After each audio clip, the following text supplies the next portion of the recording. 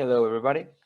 So I will make this short clip about a summary of what we've seen on the second registry and try to update the exam topics for the content exam. The content exam originally was planned for Monday 30, but apparently we will be checking the date, so maybe we can get an extension. But if not, assume the exam is on March 30, okay, Monday.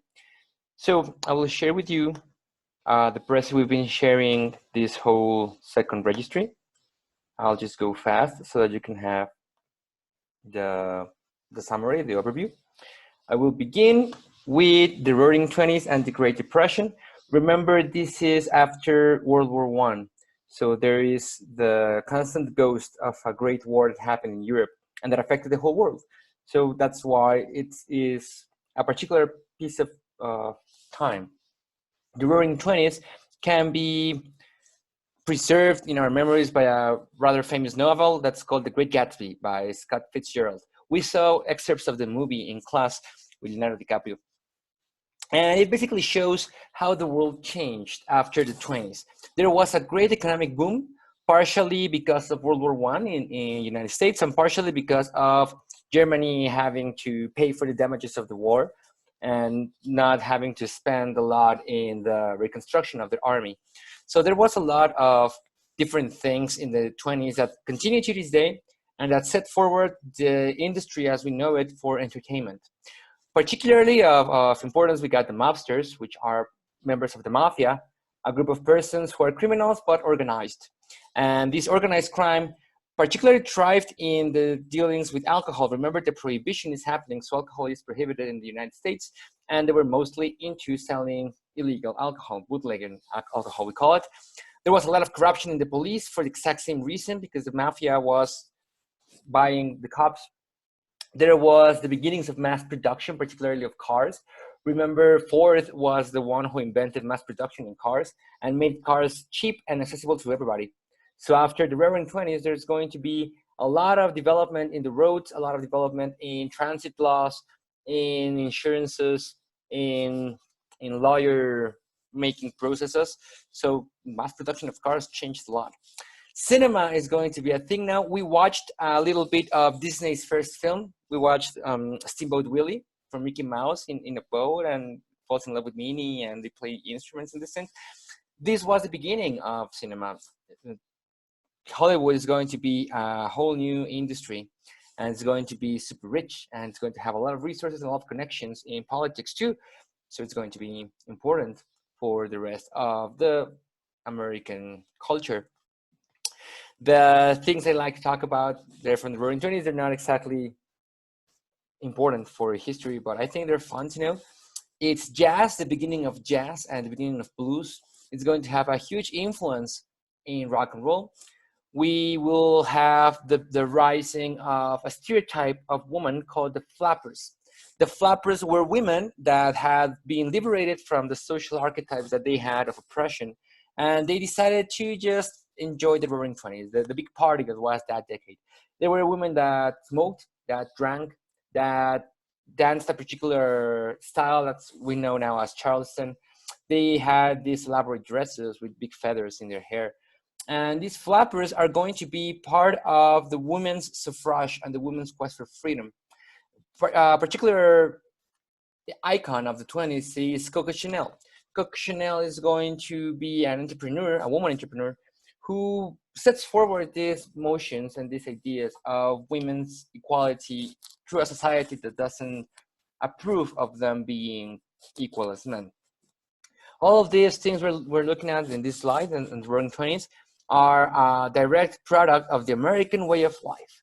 And this is going to cause the Great Depression.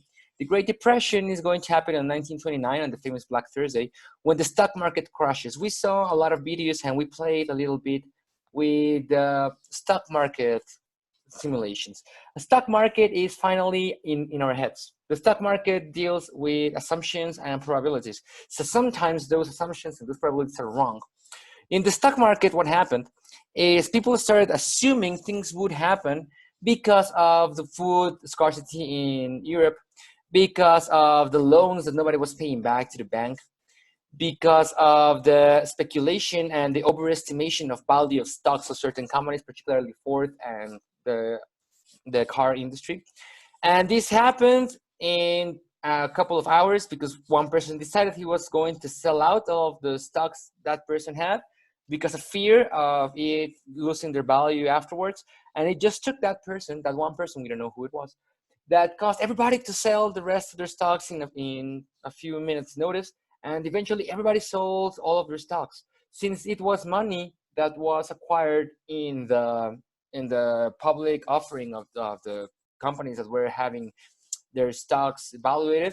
It caused that the values of the stocks dropped significantly until from Black Thursday to the next Tuesday in a couple of days, 4 days to be precise. The life savings and the investments of people who had been their entire lives working were lost. They no longer had any value. A lot of jobs were lost too, because since the companies see they're going to lose money, the easiest way to recover some of that money lost is to fire people. So a lot of people lost their jobs, and basically the dollar was not as valuable as it was before. It affected the entirety of the world, even though the stock market crash happened in New York, in Wall Street.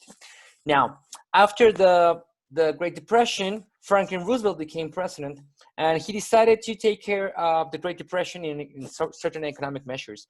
So he decided to make something called the Security Exchange Commission. It still takes care of the money in the United States today.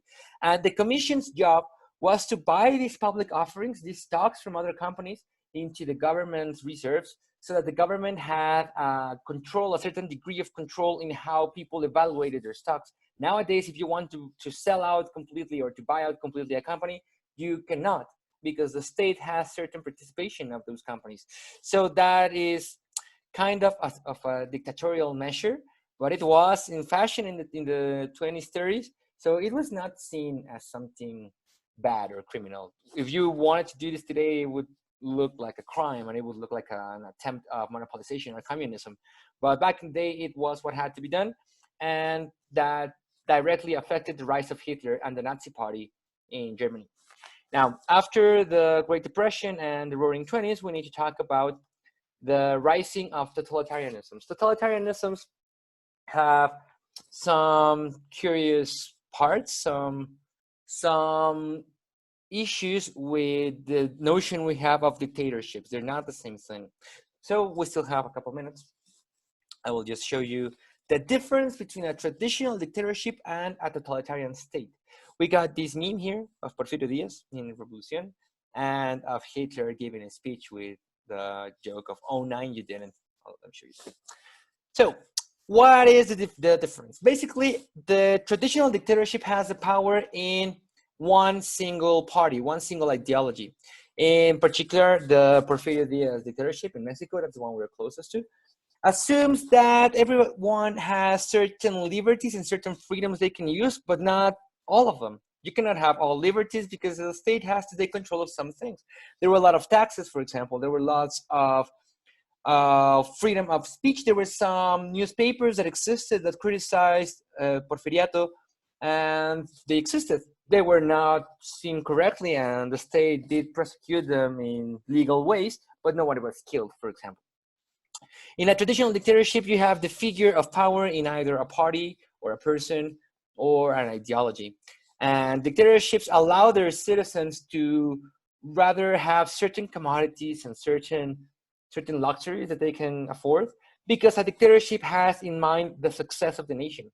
The dictatorship assumes that the only way the dictator will be successful is if the nation is successful. So they look at the economical barriers and try to impose them. A totalitarian state, on the other hand, has the idea that power has to rely on just one person. In the particular case that I'm putting here, it's Hitler, the one that's going to decide the outcomes and the decisions of the state. Now, the totalitarian state doesn't care about freedom. If it's totalitarian, it means that the Führer, in this case, or the leader of the state that has a totalitarian government, has to choose everything at all time. So there is no freedom. There is no choice from part of the citizens. That's it for this short clip. We will talk more about particular totalitarian states in the next video. We will discuss them later. Thank you. Bye.